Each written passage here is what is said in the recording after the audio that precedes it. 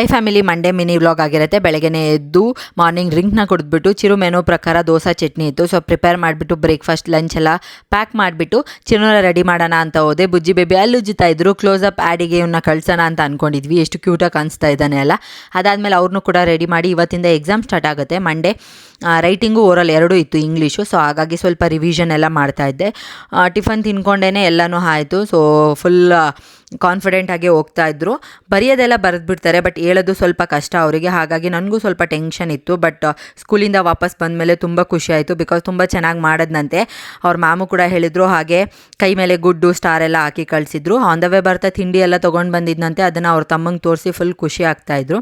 ಅದಾದಮೇಲೆ ಈ ಹಣ್ಣ ಎಷ್ಟು ಚೆನ್ನಾಗಿ ತಿಂದಿದ್ದೀರಾ ಅಂತ ಹೇಳ್ಬಿಟ್ಟು ನನಗೆ ಕಮೆಂಟ್ ಮಾಡಿ. ಇದನ್ನು ಕಾಸಿ ಹಣ್ಣು ಅಂತ ಹೇಳ್ತೀವಿ. ಸಖತ್ತಾಗಿರುತ್ತೆ ಟೇಸ್ಟು. ಚಿಕ್ಕ ವಯಸ್ಸಲ್ಲೆಲ್ಲ ತುಂಬ ತಿಂದಿದ್ದೀವಿ, ಬಟ್ ಇವಾಗ ಸಿಗೋದು ರೇರು.